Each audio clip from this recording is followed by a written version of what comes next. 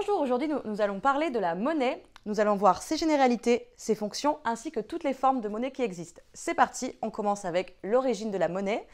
Alors, on part sur l'étymologie, parce que l'étymologie et la linguistique suffisent à rendre quelque peu mystérieuse l'origine et la signification du mot monnaie. Le terme français provient de ce que la monnaie romaine était frappée dans le temple de Iuno Moneta. Alors là, on est parti pour un petit peu de linguistique. Je vais écrire comme ça. Alors, le temple de Iuno Moneta, de monere en latin,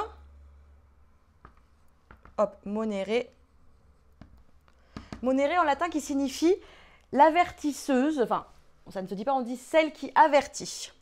Comme ça, on a un peu de vocabulaire, celle qui avertit. Je vais pas de faute, normalement c'est ça. Au Capitole, et ça portait parfois cette épithète sous l'effigie de la déesse. Mais les Romains eux-mêmes employaient le mot nomisma, du grec nomisma, qui veut dire... Alors, on va le faire, je vais vous l'écrire comme ça. Je l'écris avec la vraie phonétique, nomisma. Voilà. Et en dessous, nomisma. Ce qui est dicté par la loi, ce qui est consacré par la loi. Ce qui est consacré par la loi. Nous avons numus, du grec noumon, qui vient pareil de nomisma, qui désigne la monnaie de Tarente. Il y a aussi pecunia, pecus, troupeau. On va dire plutôt pecus, vu que je pense que c'est du latin. Troupeau. Ce dernier terme, comme le sanskrit rupa, roupie, forcément, et le germain feo, fier, qui est associé à l'anglais fee, qui désigne le salaire. Voilà, comme ça, on a l'orthographe exacte. Et ça rappelle à l'époque où toute propriété était évaluée en tête de bétail, parce que capita veut dire tête, et ça a donné capital.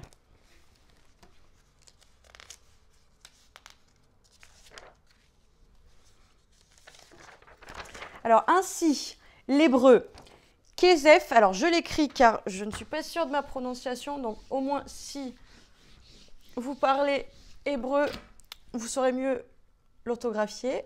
Alors, le prononcer plutôt, Kesef, c'est le mouton ou l'argent. Et Gemel, à la fois, ça désigne le chameau et le salaire. Si on va plus sur des langages modernes, elles font référence à des métaux. De l'allemand, on a Geld. Si vous parlez allemand, vous prononcerez sûrement mieux Geld, qui signifie l'argent. Plus en référence, gold en anglais veut dire l'argent aussi, enfin doré, l'or.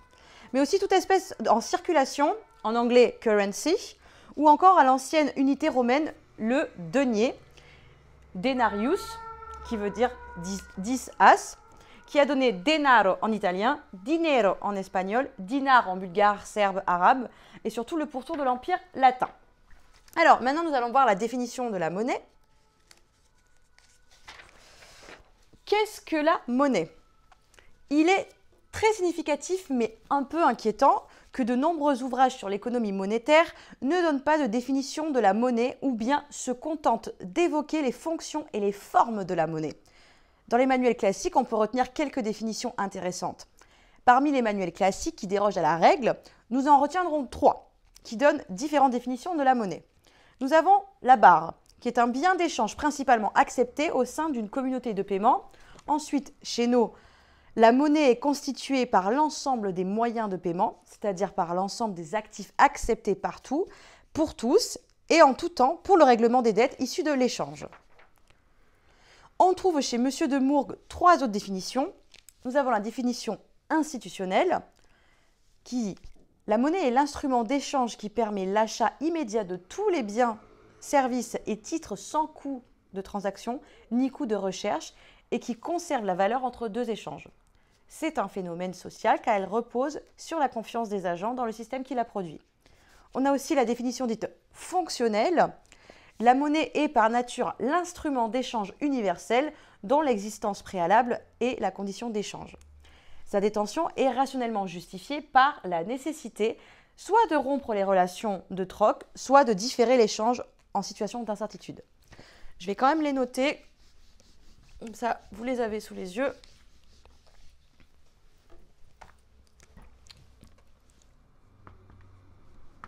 Institutionnel, fonctionnel. Et la dernière, on a une définition qui se réfère aux propriétés de la monnaie. Je vais mettre propre aux propriétés.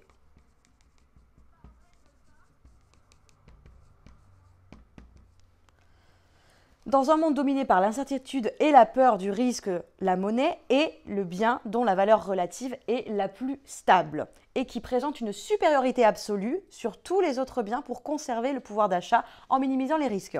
C'est la raison pour laquelle elle sera toujours acceptée dans l'échange pour n'importe quel bien. Alors maintenant, nous passons au deuxième chapitre qui sont les fonctions de la monnaie.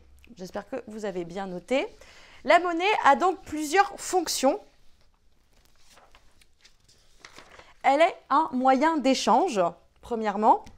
Alors, on va noter fonction.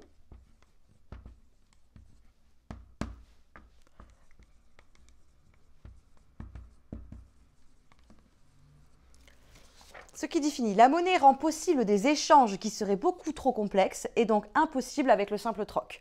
Elle rend ainsi possible toute division du travail au-delà du niveau de simple survie, donc la civilisation. Une deuxième fonction pour la monnaie, qui est... La monnaie est une réserve de valeur.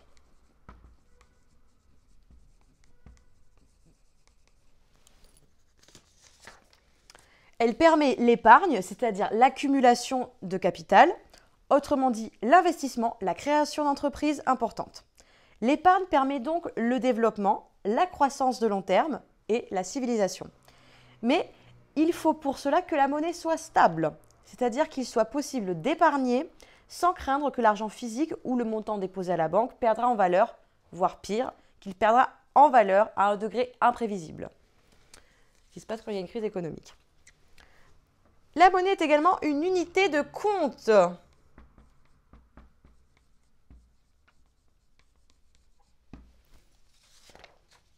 Elle permet de se rendre compte de la valeur relative des biens et de faire des choix en conséquence.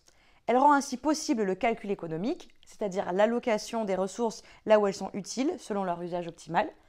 Elle évite ainsi les pénuries et plus généralement rend possible une société prospère en permettant la coordination des décisions de millions d'individus sur le marché.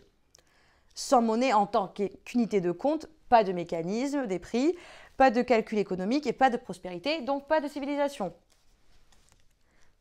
Donc vous voyez à quel point c'est utile. Donc en mots simples, nous l'avons comme moyen d'échange, on peut la considérer comme achat. En unité de compte, hop, c'est ici, la fixation des prix et réserve de valeur, épargne.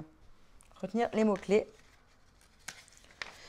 Maintenant, on va passer sur les différentes formes de monnaie. Alors, je pense que vous en connaissez quelques-unes. Nous avons la monnaie manuelle.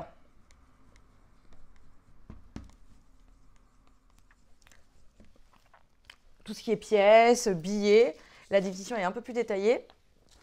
Les fonds que l'on retrouve dans un porte-monnaie constituent la monnaie manuelle la plus liquide. Cette monnaie est de deux sortes, comme je vous le disais, les pièces et les billets de banque. Les pièces s'appellent aussi la monnaie divisionnaire. Elles sont faites d'alliage, de nickel et de cuivre sans grande valeur intrinsèque. Les billets de banque, quant à eux, sont émis par le système de la Banque centrale européenne. Cette monnaie est dite fiduciaire car elle repose sur la confiance que l'on porte à la valeur inscrite sur le billet, c'est-à-dire la valeur nominale. Un billet de 20 €, par exemple, vaudra 20 € et pas les centimes qu'ils ont coûté à le fabriquer. Toutes les formes de monnaie reposent sur cette certitude de valeur. Elles sont donc toutes fiduciaires. Avec la dématérialisation progressive de l'argent, ces monnaies manuelles sont de moins en moins utilisées au profit d'autres moyens de paiement, que l'on va voir tout de suite. Je vous vois venir carte bleue, chèque, on dit que c'est une monnaie scripturale.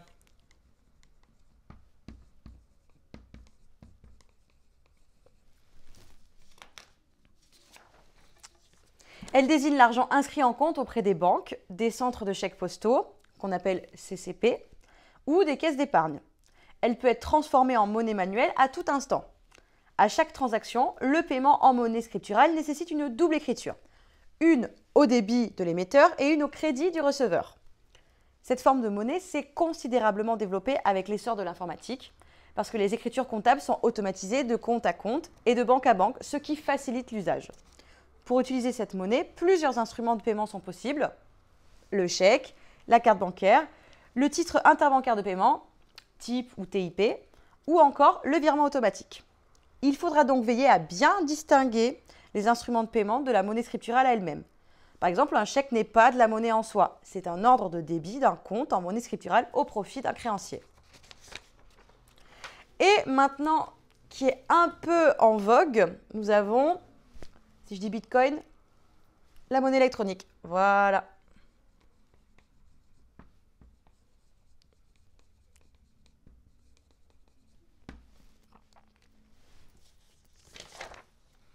La génération de la monétique, c'est-à-dire l'usage des cartes monétaires, incite à la réflexion. Une monnaie électronique est-elle en train de naître? Pour l'instant, les cartes bancaires ne sont qu'un instrument de paiement pour une monnaie qui reste scripturale. C'est vrai. Pour autant, l'apparition de porte-monnaie électroniques ne procède pas dans la même logique. Grâce à un prépaiement, ces cartes à puce sont utilisables comme une monnaie et sont vouées à remplacer les pièces et les billets. De même, les transactions en ligne pourront bientôt s'effectuer avec un porte-monnaie virtuel dont la capacité monétaire sera inscrite dans la mémoire de l'ordinateur et non plus sur le compte bancaire. Comme ça facilitera les achats et ça ira beaucoup plus vite. Mais bien sûr, ce sera sécurisé. La monnaie revêt différentes formes. Manuelle avec les pièces et billets, scripturale avec les comptes bancaires et elle peut aussi comprendre l'épargne convertible en monnaie sans délai. Le calcul de la masse monétaire intègre donc cette épargne quasi liquide. L'essentiel des transactions se fait désormais grâce aux instruments de paiement associés à la monnaie scripturale, notamment sous la forme d'écriture informatique. Voilà tout ce qu'il y avait à savoir sur la monnaie. Merci beaucoup d'avoir écouté et à bientôt.